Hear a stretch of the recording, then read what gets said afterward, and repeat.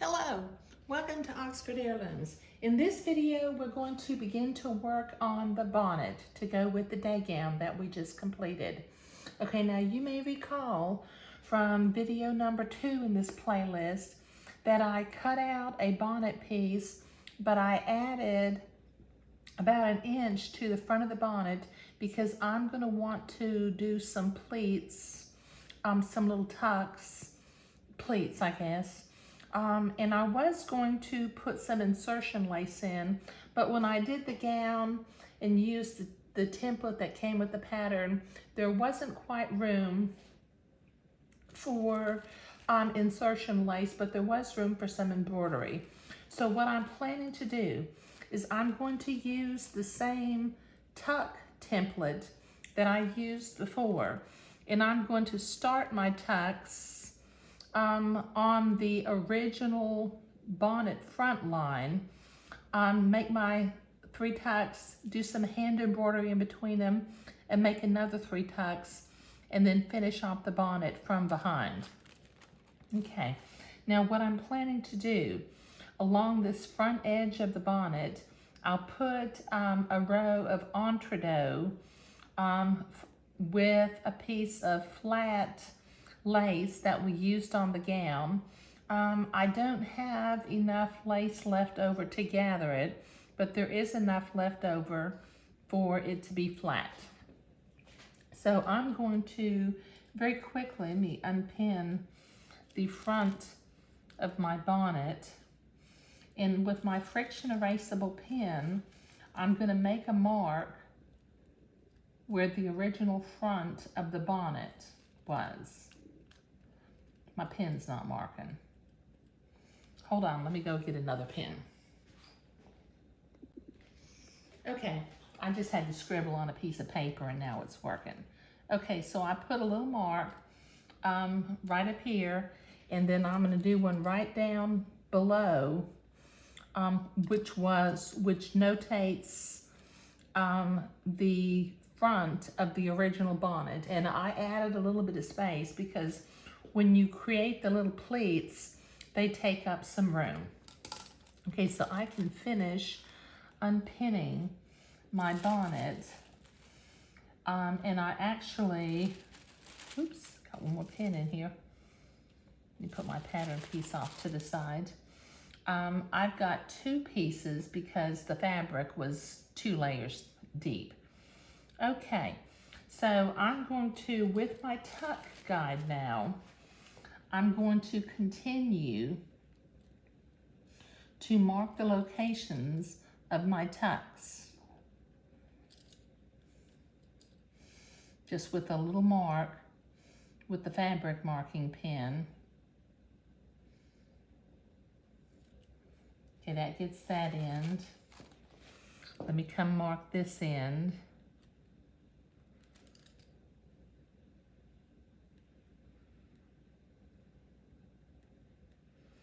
Now, if you use these fabric marking pins made by Friction, they are erasable when you iron them, but you've got to be very, very careful about how you use them, because it is possible for the pin to leave a little white shadow.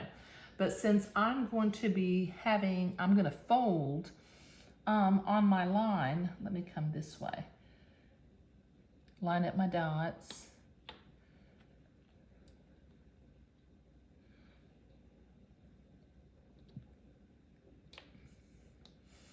And then draw a line from one edge of the bonnet to the other. Oh, that didn't mark. I need to go get another pen. You know, I scribbled on a piece of paper and it started writing, but my pen may be getting a little old.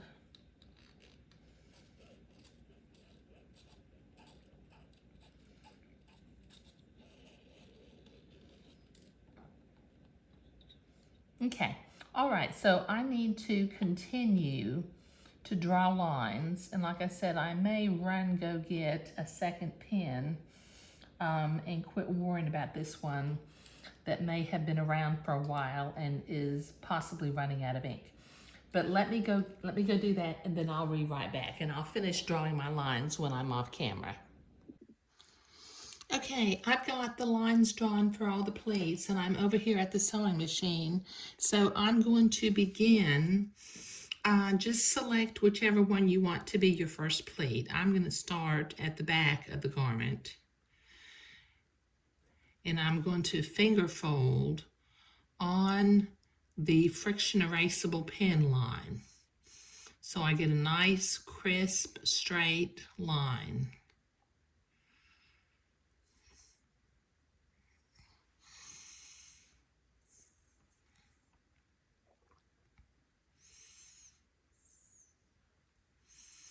It's a nice thing about Swiss Batiste is you can finger fold it.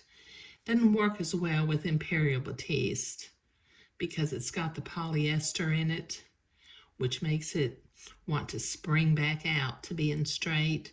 But Swiss Batiste, being all cotton, has this wonderful little quality that when you're doing heirloom sewing, it really kind of comes in handy.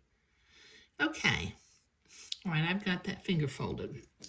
Now with a scant 1/8 of an inch seam, I'm going to sew this little pleat along the edge of the fold line that I just did. Let me see if I can zoom in. Okay, now I'm going to be sewing slow so that I can maintain my distance. Because we want our pleats to all be equal size.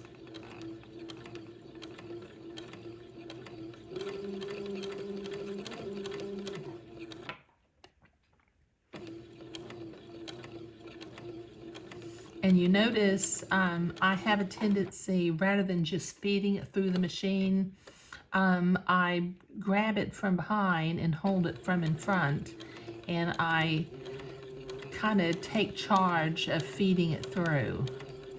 And that helps to prevent the pleat line from migrating around and getting a little bit wonky. Okay, so this will take me a while to sew this pleat, so I'll be right back. Okay, I've got this first pleat sewn. It's poking up right now, but what I'm going to do is I'm going to pull the fabric a little bit apart, and I'm going to finger fold this pleat toward the back of the garment. That way it kind of will be out of the way for when I sew the second pleat.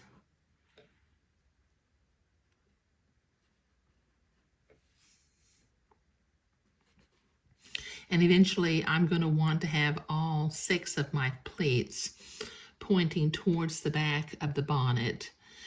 Just similarly, like I pointed all the pleats toward the shoulder seam on the gown, I want all 6 pleats pointing in the same direction. There. Okay, now I can begin this process of finger folding on the line again on the very next pleat. Just finger fold all along that nice, crisp, straight line, and then we'll sew. And we will repeat this process of finger folding, sewing, and then finger folding the pleat towards the back of the garment on all 6 of the lines. So this will take me a little while to do. So I will be back when I am finished sewing pleats. Okay, I'm finished sewing, and I have been to the ironing board, and I have pressed all of my pleats towards the back of the bonnet, and my friction erasable pen lines disappeared. Now I'm going to fold this bonnet in half lengthwise, and I'm going to make a little finger fold right at the center top in between the pleats. And I'm going to, whoops, excuse me, I opened my pen up the wrong way. With my blue fabric marking pen, I'm going to draw a little dot right at the center top of the bonnet. Then I'm going to fold it up from the sides so I can make a mark at the quarter dot, at the quarter position. And I'll do this same thing from the other side, fold the bonnet up, and make a little blue dot at the quarter position. Okay, now I've got 3 dots, you know, splitting the length of the bonnet into 4 pieces. Now I'm going to use my same embroidery design, and with my friction erasable pen, I'm going to line up the center bullion, get that centered in between the pleats, and I'm going to trace my embroidery design onto the bonnet. 3 little running stitches, another bullion rose, 3 more running stitches, another bullion rose, and then 3 lazy daisy leaves. Okay, I'll do that at all 3 dots. Just make sure I'm in the center of the pleats. Bullion rose, 3 little running stitches, bullion rose, 3 little running stitches, bullion rose, 3 little lazy daisy leaves. And one more time. And then this way, the bonnet will blend perfectly with the gown that we created. Okay, so 3 little lazy daisy leaves, a bullion rose, 3 running stitches, a bullion rose, 3 running stitches, a bullion rose, and 3 little lazy daisy leaves. Okay, all right, so we've got that marked. So I have some hand embroidery to do, which I will do off camera. And when we come back, we will continue to construct the bonnet after the hand embroidery is done. Thank you.